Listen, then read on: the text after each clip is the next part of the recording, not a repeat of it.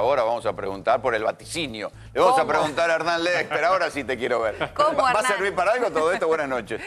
¿Qué tal? Buenas ¿Cómo noches. estás? ¿Cómo estás? Tranqui, empezamos el año, Futurología, no. El horóscopo, yo creo que es más fácil hacer el horóscopo, pero bueno. Si quieren cambiamos de tema y listo. ¿Te animás con el horóscopo? Explícanos Ahí no todos tengo estos problema. puntos. No, yo tengo expectativas positivas respecto de estas medidas. Me parece que tienen una orientación clara, no digo que sea sencillo. Algo empezamos a ver con la discusión el día de ayer ustedes saben que el 31 vencía la quita de IVA. Y el gobierno, bueno, discutió con los supermercadistas cómo resolvía esta cuestión. Digo que empezamos a ver porque la discusión que deriva de todas las políticas que apuntalan, si se quiere, el ingreso en principio en términos nominales, es decir, yo te doy un bono a los jubilados, perfecto, está buenísimo. Ahora, si aumentan los precios... Se diluye. No solo está malísimo, es doblemente malo porque se diluye y además te queda el costo político, digamos, ¿no? El esfuerzo lo hiciste inútilmente. Entonces, ahí depende la muñeca del gobierno para avanzar en este sentido y tratar de contener lo que tiene que ver con el proceso inflacionario. Un proceso inflacionario que, por cierto... La cuestión del IVA era importante porque de un día para el otro, buena parte de los alimentos de la canasta básica hubieran pegado un salto del 21%. Sí, igual, la medida nunca funcionó como tal, ¿no? Porque en realidad lo que sucedió en aquel momento, la medida se aplica luego del 11 de agosto de las elecciones. El 12 de agosto hay una corrida cambiaria muy importante. Casi 30% aumenta el dólar. Claro, se va a ir a Bueno, precio. que se lo devoró el aumento. Claro, pero ¿qué hizo el gobierno? Dijo, bueno, está bien, te perdonamos el pago del IVA, perfecto. No sé, valía 50 pesos X cosa. Se supone que debía haber bajado a 40, supongamos. No bajó, porque se te lo quedó en devoró el 50. Quedó ahí. Con lo cual, digamos, hubo un aumento de precio implícito. Y después lo peor que pasó conjuntamente con eso fue que de esos 50 saltó a 60. Estoy hablando, tengo los datos ahí de algunos productos, pero todos pasó lo mismo. Los aproximadamente 15 productos de la canasta básica alimentaria sufrieron de esta forma. Bueno, es que ahí fue la negociación de ayer. No le dijo, muchachos, ustedes hicieron un colchón de precios. Ahora partamos la diferencia. Dijeron 7 que pague la gente, pero los otros 14 arréglense entre ustedes, vale decir, entre los supermercados y las cadenas Era un alimentarias. despropósito absoluto que aumentaran los precios. Pues ya vienen con un colchón. Un reparto, ¿no? 2/3 lo absorben los supermercadistas, 1/3 va a precio. Pero Hernán, ¿cómo haces para claramente manejarte como poco. ciudadano? Digo, yo ya realmente no tengo Como la siempre más en mínima Argentina, te idea. jodes. Sí, pero de verdad no tengo la más mínima idea de qué vale cada cosa. Ya estoy perdida totalmente. O sea, todo me horroriza, no es que todo me parece barato. No, Ojalá, lo todo que me ha horroriza. Lo que ha sucedido en el último tiempo, yo diría, bueno, tenemos una inflación del 55%, es la más alta del 91%. Sí. Eso efectivamente distorsiona.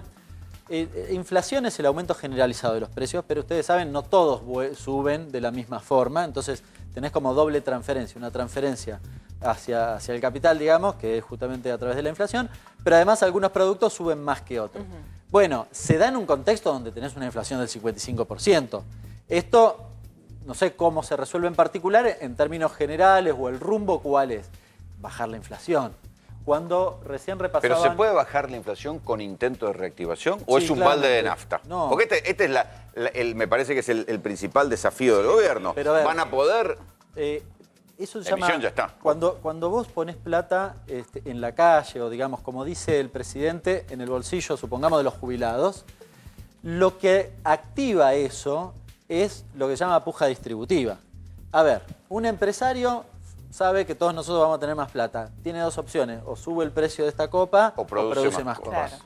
Tiene la capacidad instalada al 50%, entonces uno diría, vas a producir más copas. Porque En el mediano plazo, te agrego. Porque Muy de bien. entrada, ¿qué es lo que van a hacer? Te van a subir los Van a precios. subir los subir precios, el porque además precio saben porque que eso Por la pasó duda. ahora. Estamos hablando de 100.000 millones de pesos en casi 3 meses. O sea, lo cobraron el 27 los jubilados, lo cobran ahora desde el 10 de nuevo. Entonces, el empresario tiene esa opción. Ahí, por eso insisto, depende de la muñeca del gobierno. Bueno, para pero vos decís atenuar hay que ese resolver aumento. la inflación. La verdad que lo escuchamos hace un montón. Parece ser muy difícil porque nadie puede, hasta quienes creían que era fácil. En el mientras tanto, ¿no hay algo para hacer? No quiero decir control de precios porque me saltan todo, me matan con control de precios, pero ¿no se puede pero hay regular control de que precios. alguien Pero, cobre lo que corresponde la copa No, pero- y no lo que se le antoje la copa? La discusión, por ejemplo, para ir al ejemplo de ayer de nuevo. ¿Cuál era la discusión? La discusión era además que si vos no hacías nada, en realidad el supermercado después te iba a decir, yo lo compré y estaba más caro, entonces tengo que llevarlo a precio, ¿no? Y entras en una discusión de toda la cadena de producción y comercialización. En eso el gobierno ya ha tomado varias medidas. El congelamiento de las tarifas es un tema central en este tema. Suspendió el aumento del combustible, un mes, pero suspendió el aumento del combustible. El combustible le entra... Que ya viene del atrasado. impuesto. Recordemos Por eso, que en la lógica de Macri, el combustible se indexaba. La inflación fue del 55, el combustible creo que aumentó un promedio de 41. 40, o sea que 40. ya las petroleras dicen, con la lógica de lo que venía, ya estamos atrasados. Con la promesa en dólares están atrasados. El combustible le entra, por ejemplo, en una galletita le entra por el gasoil que... claro, por la distribución, pero además por el gasoil que usaste en la cosecha. O sea, tiene mucho efecto inflacionario. El congelamiento es una medida que va en línea con tratar de contener y bajar las expectativas. Pero no es pan para, perdón, no es pan para hoy, hambre para mañana. Digo, al final no va a terminar explotando esto. Bueno, no necesariamente tiene que suceder eso, depende cómo lo administres. A ver, por ejemplo, en el caso de las tarifas, el gobierno que ha planteado congelamiento por 6 meses. ¿Y qué plantean esa especie de ventana de 6 meses? Dice, bueno, me siento con las empresas y discutimos. ¿Por qué? Porque ¿cuál es la contrariedad de sostener el congelamiento ad eternum? Que la empresa te va a decir, no tengo plata para invertir. Entonces después tenés problemas en los servicios públicos. Bueno, ¿cuál es la discusión de estos 6 meses? A ver, ¿cuánto ganaste?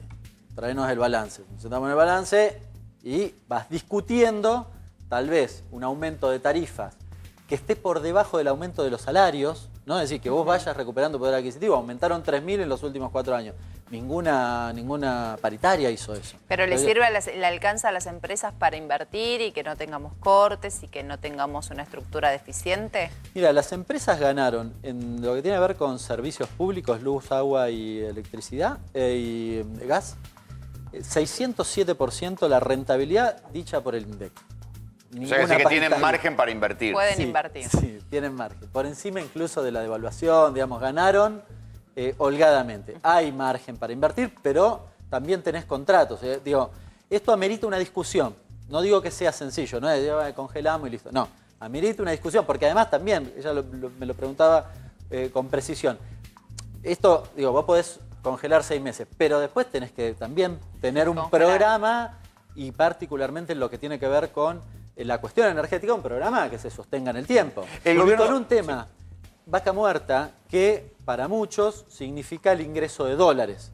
Una de las tensiones cambiarias que hemos tenido en los últimos 4 años, ahora no porque el dólar está controlado, digamos, tiene un montón de restricciones, pero había sido que se te escapaba el precio del dólar porque no tenías dólares. Entonces digo, esta discusión también está relacionada. ¿El gobierno busca desdolarizar la economía? Sí. ¿Cómo? Bueno, con estas medidas que recién te mencionaba, digamos. Hay que ver... ¿Vamos camino a una medida por la cual las casas ya no se puedan comprar en dólares, por ejemplo? Yo creo que las medidas de control cambiario vinieron para quedarse, aunque sea provisoriamente. Si vos de repente, de acá a un año, tenés y acumulaste dólares, hoy tenés una balanza comercial además que te deja, es superavitaria, te deja dólares, de repente de acá a un año podés flexibilizar los controles cambiarios. El mercado inmobiliario, un ejemplo, ¿dónde no existe posibilidad alguna de hacer una transacción en pesos? Bueno, ahí yo tengo una duda de si efectivamente, cuando hablamos de desdolarizar, el tema del negocio inmobiliario es un tema en particular. Yo creo que el gobierno tiene la cabeza puesta en todo lo demás. Ese es un tema en particular. La historia argentina muestra que los intentos de desdolarización del mercado inmobiliario no fueron exitosos. Claro, pero no es solo para el que se quiera comprar una mansión, digamos. Hay gente que vive del mercado inmobiliario, que necesita la opción. ¿Por qué las casas no se pueden comprar y vender en uvas, como es en Chile? Sí, podría ser. En Chile bueno. Las casas se venden en una unidad, ni siquiera te dicen dónde te dice tal, no sé, 15.000 UBIs se llaman en Chile. Convertibles a la moneda. Claro. Sí, claro, también se venden en pesos. En el interior hay lugares donde se venden en pesos. Claro. Se fija un dólar celeste generalmente en el mercado inmobiliario también. Acá no funciona no, que está mucho intermedio. Eso, pero porque también uno asocia el inmueble a una especie de reserva de valor. Entonces es un problema, ahorrás como, digamos, en ladrillos, ¿no?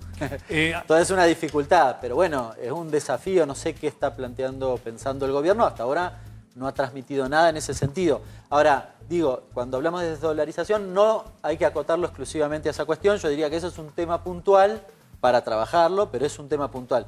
La desdolarización, interpreto, que es desenganchar los principales precios de la economía del dólar para que no tengas efectos inflacionarios. Volviendo al tema de los precios de todos los días, de la góndola, que me parece que es el gran debate de todos los argentinos. La ley de góndola, que el gobierno diga, bueno, tengo la ley de góndola sobre la mesa. Si no bajan los precios, aplico la ley de góndola. ¿Es una buena medida o no? ¿Puede servir? Sí, hoy está en el Senado, necesita ser aprobada todavía, y yo diría que después hay un paso trascendente también, que es, si se vota y efectivamente es ley, es la reglamentación. La letra chica, imagínate lo que va a hacer la letra chica de eso. Sí, por el pedal que tienen los supermercados para pagarle a las pymes y demás. Y No, Español, que es la nueva Guillermo Moreno, ¿no? Por lo menos que está en ese lugar. Digo, ¿debe ser más dura con los supermercados? ¿Debe tener una postura intermedia? ¿Hay que volver al morenismo para tener buenos precios en los supermercados o no? Yo lo que creo es que hasta ahora tuviste un escenario donde la Secretaría de Comercio estaba ausente, me refiero en la etapa del gobierno anterior. El caso Estar más ausente no te paradigmático diría que era de ellos, era de los supermercados. Durante mucho tiempo el secretario de Comercio era efectivamente... Un hombre venía vinculado a los supermercados. de los supermercados, y en la última etapa, en noviembre, todos decíamos, están haciendo un colchón de precios, están haciendo un colchón de precios, hicieron un colchón de precios, nadie le dijo nada. Nadie controló nada. Hicieron un colchón, un somier, hicieron de todo. Hicieron los Fábrica de consumidores colchones, no se comprando. A ¿no? mí Ni me siquiera. parece que la Secretaría de Comercio tiene que hacerse cargo, actuar. Lo de ayer me parece que fue un gesto de querer intervenir en la discusión. Después hay complejidades en esta cuestión. No sé, en el programa Precios Cuidados la discusión es cómo incorporar los principales precios o productos de cada consumo. Después tenés que ir viendo hacia lo largo de la cadena, porque vos mirás solo el supermercado y después el supermercado, claro, hace esto, le paga más barato al que le compra y perjudica hacia atrás la cadena. Bueno, vos tenés que ir viendo qué haces con cada uno de los eslabones, porque además si no, siempre te echan la culpa al anterior. Claro. El consumidor parece estar siempre el más desprotegido. Hernán, Para eso está el Estado. para gracias. defenderlo. La verdad que te pusimos una tarea difícil para Y la el próxima primero con el de año. horóscopo. Sí. Muchas Prefiero el gracias. horóscopo. Vamos con los astros. Pasaron mal los